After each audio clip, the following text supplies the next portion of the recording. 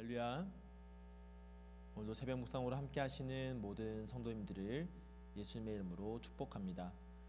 오늘 이 아침 우리가 함께 묵상할 말씀은 사사기 7장 24절부터 8장 3절까지의 말씀입니다. 기드온이 사자들을 보내서 에브라임 온 산지로 두루 다니게 하여 이르기를, 내려와서 미디안을 치고 그들을 앞질러 벳바라와 요단강에 이르는 수로를 점령하라 하매, 이에 에브라임 사람들이 다 모여 벳바라와 요단강에 이르는 수로를 점령하고 또 미디안의 두 방백 오렙과 스앱을 사로잡아, 오렙은 오렙 바위에서 죽이고 스앱은 스앱 포도주 틀에서 죽이고 미디안을 추격하였고, 오렙과 스앱의 머리를 요단강 건너편에서 기드온에게 가져왔더라.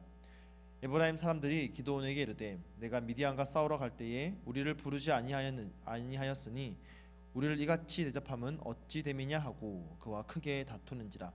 기드온이 그들에게 이르되, 내가 이제 행한 일이 너희가 한 것에 비교되겠느냐? 에브라임의 끝물 포도가 아비에셀의 만물 포도보다 낫지 아니하냐? 하나님이 미디안의 방백 오렙과 스앱을 너희 손에 넘겨 주셨으니 내가 한 일이 어찌 능히 너희가 한 것에 비교되겠느냐 하니라.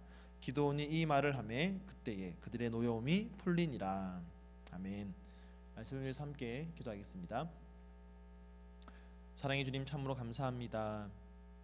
오늘도 우리와 함께 하시는 그 주님의 이름을 찬양하며 또한 그 주님께서 우리에게 들려주시는 말씀을 듣고자 합니다. 하나님께서 오늘도 우리에게 들려주시는 이 말씀, 주님의 사랑의 말씀으로 알고 우리가 우리의 마음에 새기고 이 말씀 붙잡고 이 하루를 살아갈 때에 우리를 향한 하나님의 뜻이 하늘에서 이루어진 것처럼 이 땅에서 이루어질 수 있는 오늘 하루에 우리의 삶이 되게 하여 주시옵소서. 감사드리며 예수님의 이름으로 기도하옵나이다. 아멘. 어린 시절 초등학교를 다닐 때 해마다 일정 시즌이 되면 학교 미술 시간에 꼭 하던 것이 있었습니다. 바로 화재 예방 포스터를 그리는 것이었습니다. 그래서 이 포스터를 잘 그린 친구들은 상을 받기도 하고 또 그 포스터가 학교에 전시되기도 하였습니다. 특별히 이 포스터에서 가장 중요한 것은 바로 그 포스터에 들어가는 표어입니다. 아주 단순한 말로 확실하게 예방 효과를 사람들에게 줄 수 있도록 이 사람들의 머리에 각인이 되어야 합니다. 그래서 그런 표어 가운데는 지금까지도 제 머리에 남아있는, 기억나고 있는 그런 것들도 있습니다. 그 중에 하나가 작은 불도 크게 보고 꺼진 불도 다시 보자라는 표어입니다. 작은 불도 크게 보고 꺼진 불도 다시 보자. 이 표어가 담고 있는 의미가 무엇입니까? 아주 작은 불씨 하나가 큰 화재를 일으킬 수 있기 때문에 조심해야 한다라는 것입니다. 그런가 하면 다 꺼졌다라고 생각하는 바로 그 불씨 때문에 큰 불이 날 수 있다라는 것을 사람들에게 각인시켜주고 있습니다. 오늘 우리가 함께 보는 본문 말씀은 기드온과 또 미디안 군대 사이에 있었던 전쟁 후반부를 다루고 있습니다. 어제 말씀을 통해서 우리가 함께 보았듯이 이 기드온과 300명의 용사들은 그저 양손에 나팔과 횃불을 들고 미디안 군대와 싸웠습니다. 숫자적으로 보면 13만 5천 대 300이라고 하는 전혀 상상할 수 없는 그런 전쟁입니다. 그런데 게다가 이 300명의 용사들은 무기도 전혀 없이 그저 나팔과 횃불만 들고 싸우게 되는 것이죠. 자, 그런데 이 싸움은 어떻게 됩니까? 기드온과 군사들이 승기를 찾게 됩니다. 13만 5천 명의 군사들이 칼과 창이 아니라 나팔과 횃불을 들고 싸우러 나온 이 300명의 용사들에게 패하고 도망을 치는 상황이 벌어집니다. 여러분, 어떻게 이런 일이 일어날 수가 있습니까? 이것은 하나님의 전적인 은혜요 기적이라고밖에 표현할 수가 없습니다. 자, 그런데 23절부터 보면요, 뭔가 이상한 일이 벌어집니다. 우리가 오늘 24절부터 읽었는데요, 7장 23절 사실 어제 본문인데 오늘 본문을 이해하기 위해서 어제 본문의 뒷부분을 같이 보았습니다. 17장 23절에 보면요, 이스라엘 사람들은 납달리와 아셀과 온 므낫세에서부터 부름을 받고 미디안을 추격하였더라라고 합니다. 납달리와 아셀과 므낫세 지파 사람들이 미디안 군대를 추격합니다. 그리고 이들은 부름을 받고 온 자들이라고 그렇게 말하고 있습니다. 자, 그다음에 24절을 보면요, 기드온이 사자들을 보내서 에브라임 온 산지로 두루 다니게 하여 이르기를 내려와서 미디안을 치고 그들을 앞질러 벳바라와 요단강에 이르는 수르를 점령하라 하매 이에 에브라임 사람들이 다 모여 벳바라와 요단강에 이르는 수르를 점령하고라고 합니다. 자, 여기서도 기드온이 전령들을 보내어서 이 에브라임 산간 지방에 있던 사람들을 불러 모아 미디안을 쫓게 합니다. 자, 이처럼 기드온이 여러 지파에 있는 이스라엘 사람들을 불러 모아서 전쟁을 치르는 이 모습, 여러분 어떻게 보이십니까?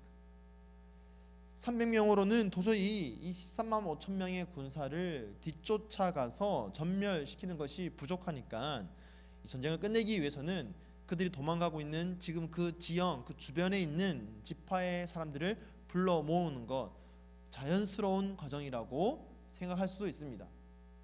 하지만 우리가 성경적인 관점으로 보면 이것은 전혀 옳은 모습이 아닙니다. 만약 그렇다면, 만약 정말 이것이 자연스러운 과정이라면 하나님께서는 처음부터 이 300명으로 군사를 줄이지도 않으셨을 것입니다. 여러분, 이 전쟁은 이미 하나님의 손에 달려있는 전쟁입니다. 하나님께서 나팔과 횃불을 들고 전진하는 이스라엘 백성들에게 기적과도 같은 승리를 이미 주셨습니다. 그러니 그 전쟁의 끝도 하나님께서 이루실 것을 믿고 나아가야만 하는 것입니다. 여러분, 이미 전쟁의 승기는 기울었습니다. 미디안의 군대들은 이미 패배를 인정하고 지금 도망가고 있는 것입니다. 그렇다면 이 전쟁의 끝 마무리 역시 하나님께서 300명의 용사들을 통해 이루시도록 하는 것이 기드온의 역할입니다. 그런데 기드온은 지금 어떻게 하고 있습니까? 사람들을 불러 모으고 있습니다.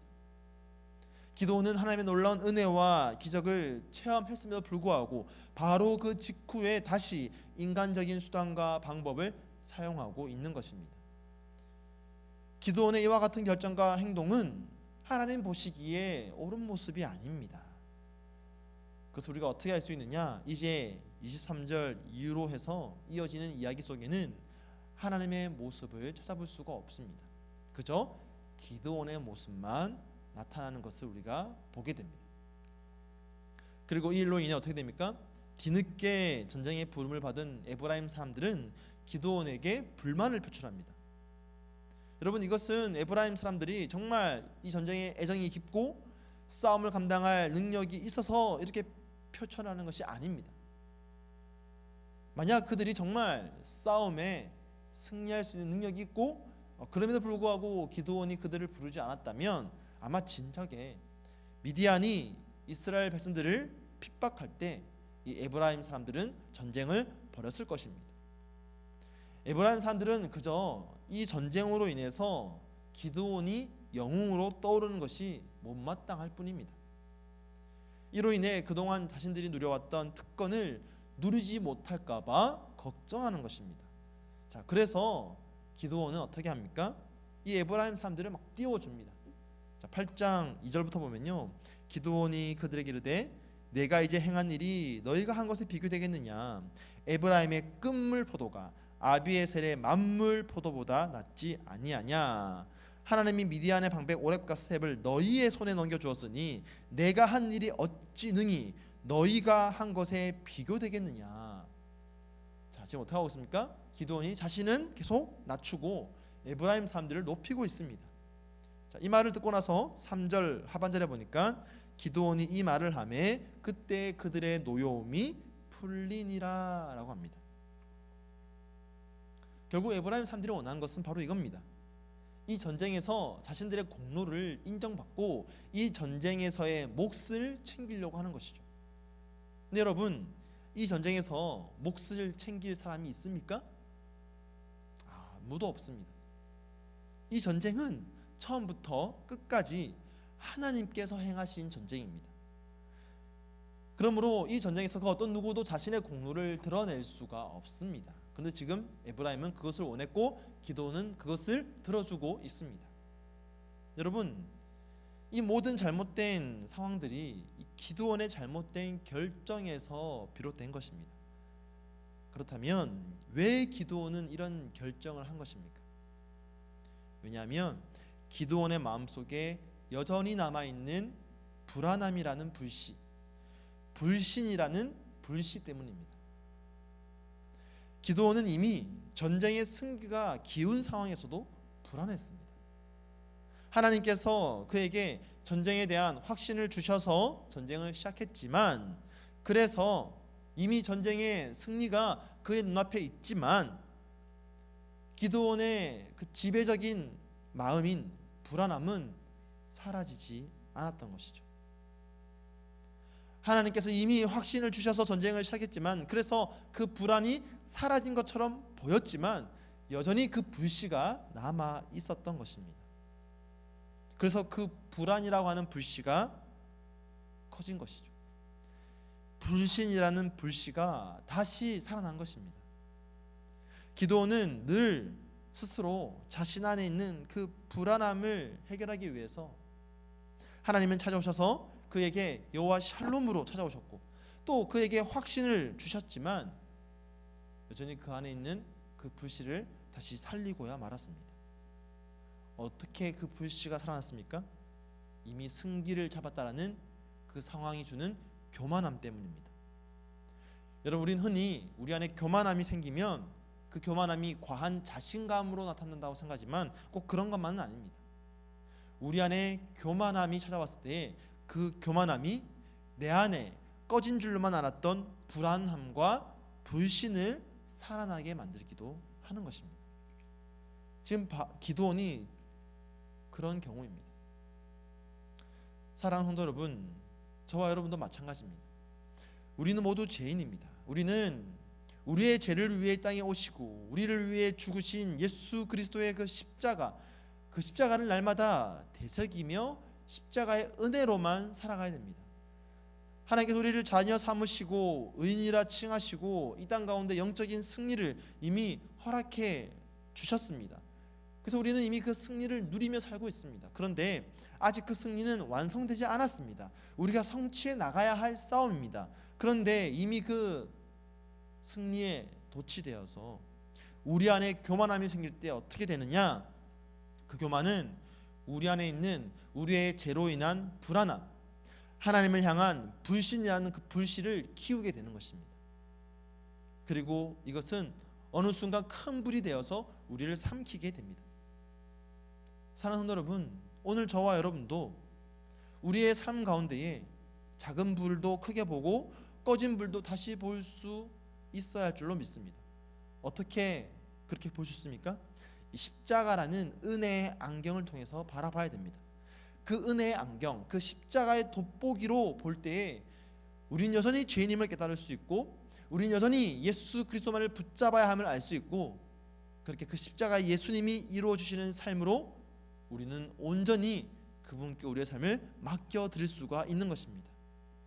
오늘도 우리 안에 여전히 남아 있는 그 불안함이라는 불씨, 또 하나님을 향한 불신이라고 하는 그 불씨, 정말 그 불씨들이 아주 작을지라도 그것을 예수 그리스도의 십자가로 모두 꺼뜨릴 수 있는, 모두 덮을 수 있는 저와 여러분 되기를 예수님의 이름으로 간절히 축복합니다.